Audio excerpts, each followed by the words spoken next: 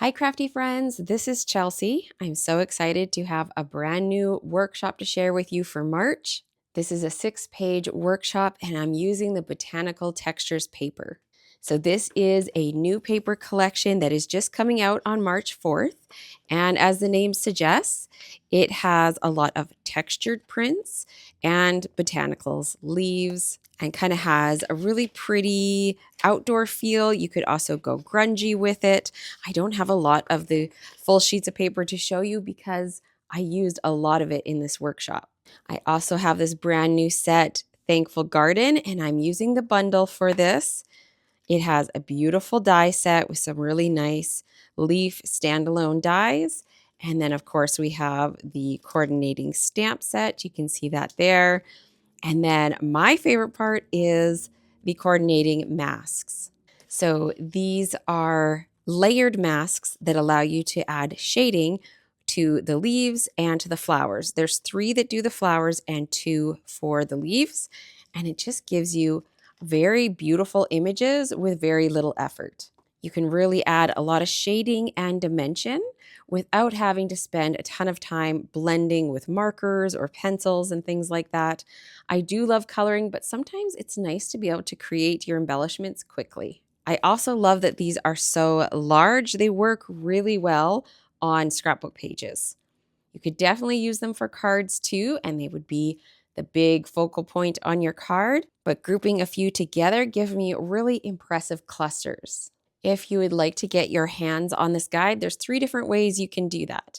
Either you can place an order on my Stampin' Up website if you're within Canada for $80 or more before tax and shipping, and then I will automatically send it to you within the first 24 hours. You can join my Stampin' Up team and you will get all of my guides and my downline Julie Carrier's guides for free. So that's a new guide every month. Or if you are outside of Canada, then you can purchase this guide on my website. I will have the link down below for you. Now you may have noticed this really nice shine on here. This is some textured silver foil paper. I think it looks so good. I am using the Alphabet a la Mode dies. If you were able to snag these during Celebration, they were an excellent freebie. And if not, they are coming back in stock the week of March 10th. So just hang in there if you were still trying to get your hands on those. The extra little details that I've done on here is some ink blending on the middle of the leaves to add some depth and dimension, and then some ink blending around the edges of my circles. I have 2 more double page layouts to show you, but first let's jump in and have a look at how I created the flowers and the leaves. So for the flowers on these layouts, what I did was I had 3 different color combos that I just kind of rotated through.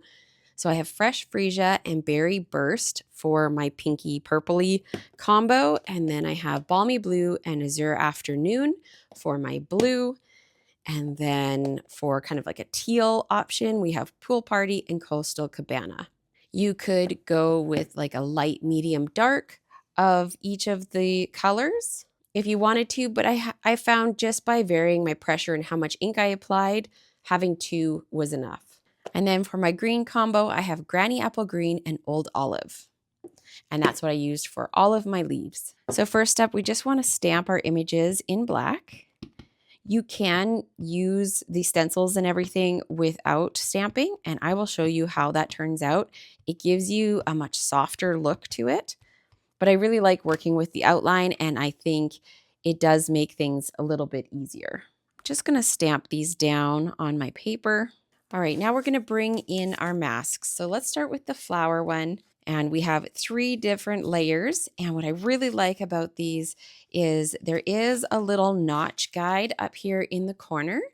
And that helps you line it up, as well as a little engraved number. So this is number 1. You know that's your first layer. Number 2 for your second, number 3 for your third.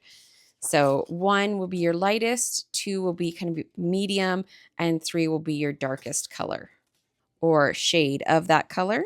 So what I'm going to do is just line up my first one here, get it as close as I can so that basically the stencil goes right to the edge of the black line.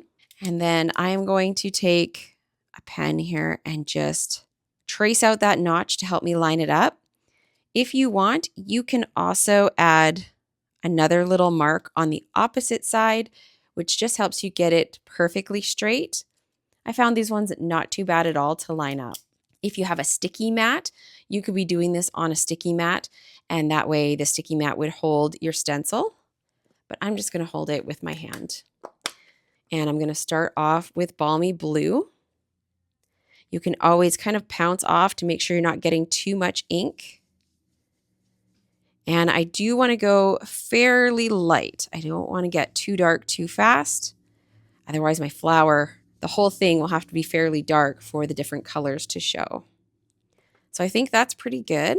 It's really handy too to do all the same flowers at the same time. So in the handout for this workshop, I actually give you the total amount of how many flowers to do in each color so that you could sit down and do them all at one time. I'm going to bring in the Azure Afternoon, and I'm just using my marks to line up my next stencil. Just going to pounce off a little bit and start fairly light. It really depends on how dark you want to be. What I really like about using blending brushes is you can have some nice variation. Some petals could be darker, some could be lighter, and it really won't matter in the end. It'll give a very natural look to it. And it doesn't take a lot of work to do that. So there you can see I got two different shades going on there. And let's bring in the third stencil. Those marks just make it so easy to line everything up. Okay, and then I'm going to go in with a little bit heavier application for this final layer because I do want the third one to be my darkest one, and I'm not switching ink colors. So there we go. You can always have a peek at it, and if you're not happy with how it turned out, you can go back and add more ink if you think maybe one of your layers needs a little bit more, or sometimes I found I need to soften the whole thing, so I can go back to the number one layer and just ink over the whole thing just to soften and blend it a little bit. Now keep in mind that when it's wet, it looks brighter than it's going to be once it dries. So here is one in the same color combo that is dry, and here it is wet. So you can see there's quite a big difference between the colors. And so to know the exact color you have, you kind of have to wait for it to dry.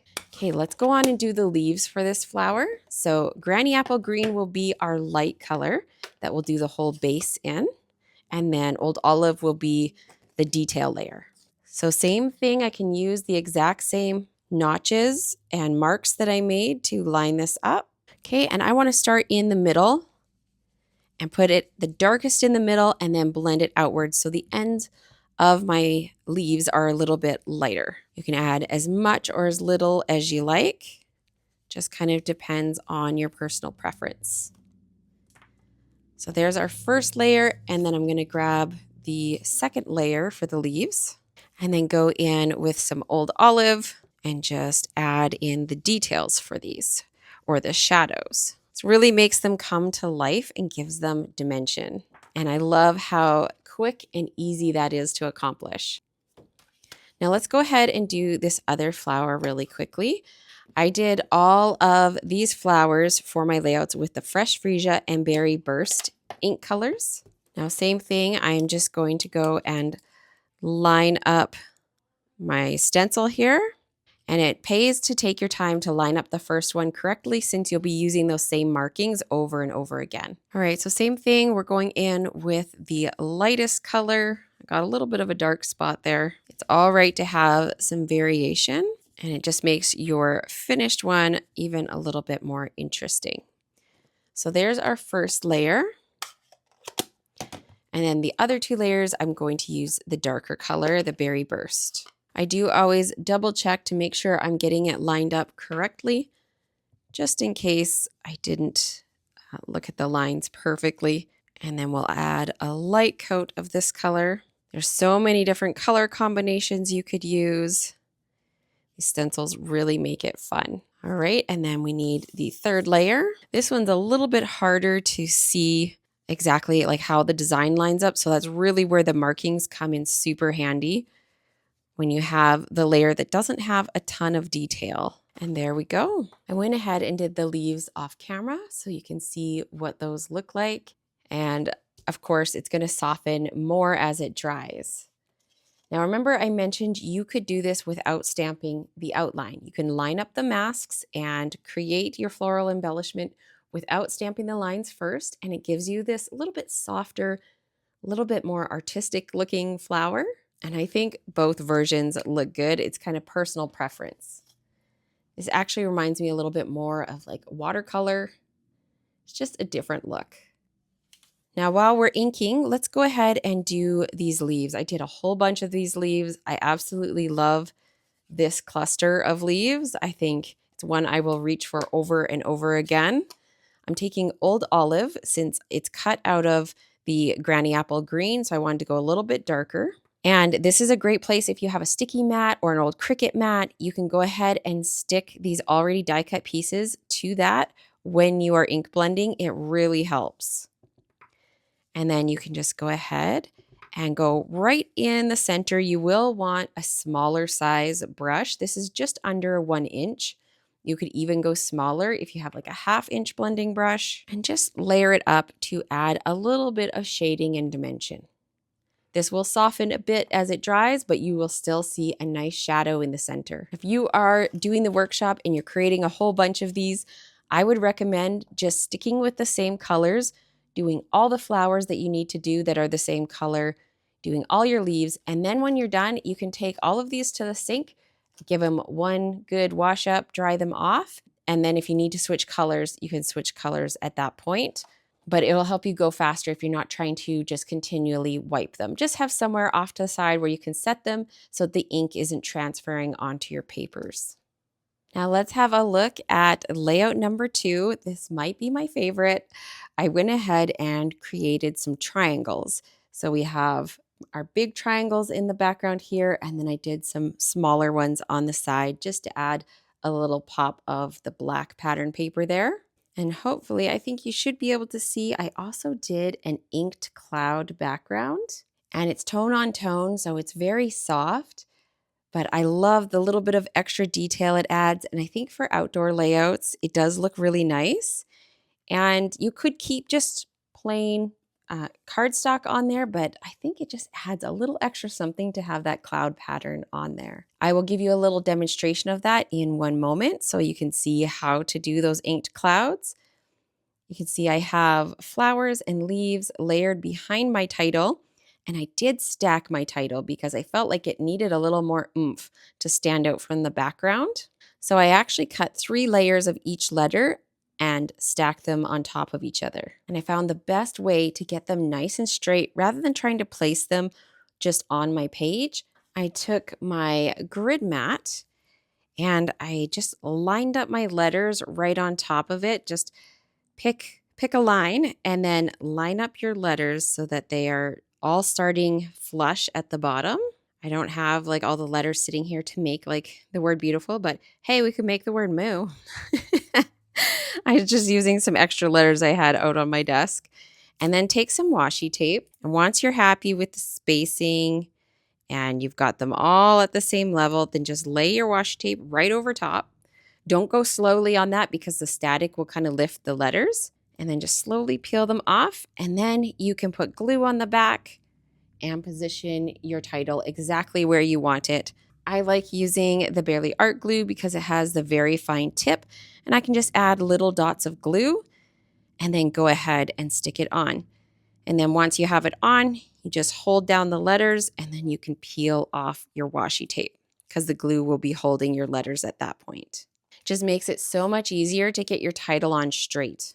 I really loved this pattern here, this leafy pattern, and I had wanted to color it. I think it would look so pretty colored with like pencils or markers, but it just didn't work out with all the other colors I had going on my layout. I should also point out, you see how there is a single flower here? In the die set, there is this single flower. And there's no single flower stamp, so you might be wondering how that comes together. Basically, you stamp the regular bunch of these, and then you can just go ahead and die cut out the single flower. So in that case, I wouldn't bother ink blending the whole image. I would just go ahead and do my flower. If you get a little bit on the big flower, that's fine. And then you just die cut out that single flower instead of the whole bunch of flowers. I also included some printables with this workshop. So this part of the title here, you can hopefully see it is popped up, and it is a printable. So I printed it out on cardstock. I cut it down. It's on the same page as the cloud border, which I'm going to show you in a second. And then I also have little phrase stickers that you can go and trim out, ink them up with whatever color ink you want. These are Granny Apple Green, just to help them pop against the white a little bit. See, I have enjoy today over here. Some really good just general sayings. There's extras, so you can choose different ones if you don't like the ones that I used. And I have gone around and inked all my edges. So you may have noticed that while I've been looking at the pages. All my edges have black ink around them. And for that, I like to use this style of inking tool. This is the Ranger Mini Ink Blending Tool. And I like to use that because then I can hit just the edges. I don't have to bring it in super far. I find if I use a blending brush for that I end up getting the ink too far in. And I just wanted to kind of define all the layers, especially even in between like my patterns and stuff. I think it helps distinguish between the layers when you have a little bit of ink. I have cut my photo mats a little bit larger. So these white photo placeholders are not included in the dimensions on the cutting guides.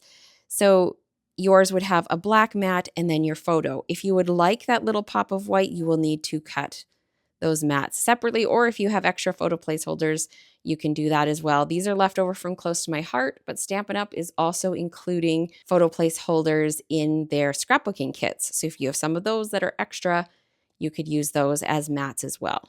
I've used 2 of these really pretty tags on here. These are from the Greetings of the Season die set. And that's all the tags that I used for my layouts came from there for this workshop.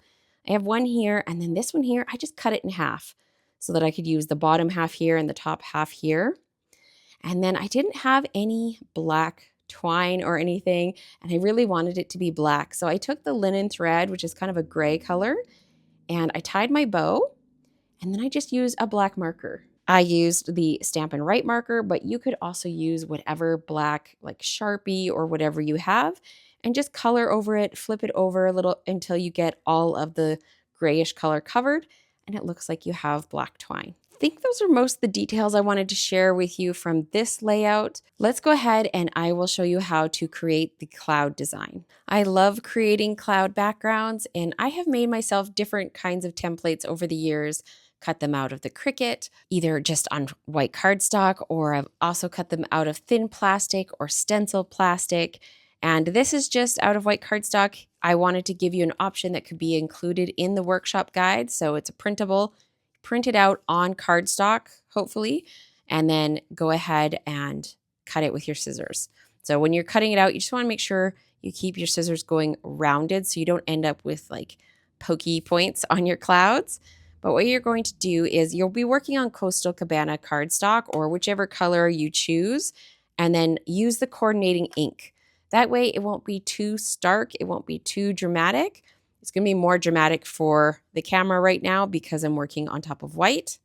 But basically you want to start your ink blending brush on top of your stencil and then slowly pull it off. That way you'll get a more diffused ink application and it won't be quite so harsh with like polka dots. Because if you take your blending brush and just set it down, you're going to get kind of a polka dot right where you first set it. And this is a kind of go with how you feel sort of thing of how much ink you want to add, how dark you want it to be.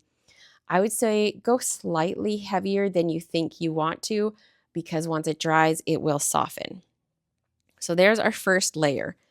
Now what I like to do is move my stencil around. I'll even kind of tilt it so that I have, you know, kind of a different angle. It'll make it look a little bit different. You don't want to just move this down your page and have it like repeat, repeat, repeat. It doesn't look very natural and it doesn't look as good as if you have it sort of moved in different spots and different angles. Okay, let's do another row right here so you can kind of see.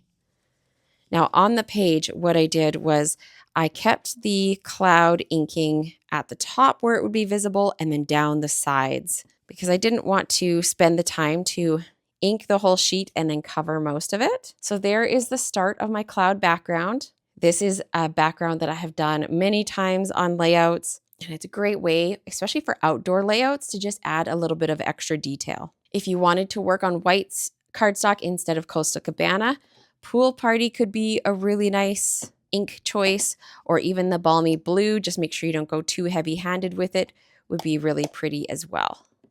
For my third layout, I went with a little bit more color. So you can see this green background here. Originally it was white, and that is one of the really fun things of having black and white paper, especially the patterns that have the white background, because you can ink them up with whatever colors you want. So I used my blending brushes and I just brought in ink from the edge and let it get lighter as I got towards the center. You can't even really see too much of the center, but it's very light through the center and only really dark around the edges. So I used Granny Apple Green first, and then I brought in Old Olive just because I felt like the edges needed a little bit more darkness to them, and that really changed the look of this layout. My layouts are more like outdoor, garden, that kind of focus, but you could easily put in whatever titles you want. I think these pages could work great for wedding photos. This collection in general could work really good for wedding photos, family photos, really so many different things, any kind of outdoors, in the garden, that sort of thing. So you can see I have some of these Spotlight on Nature die cut circles. I have a big one for my title, and then I have one here and one here that are a smaller size.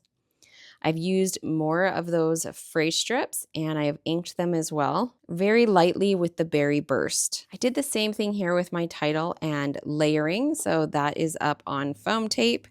And I actually worked in some black leaves because I felt like the green all by itself would just get lost. And I thought the black would be just a really fun way to add some more greenery in here, but without having it all green. Since I have a lot of green going on here, I have black leaves on here, so I just felt like it went really well. This page here, we got quite a large cluster. I started it at the top, and then I'm just wrapping it around the side, and then we have a spot here for a little bit of journaling.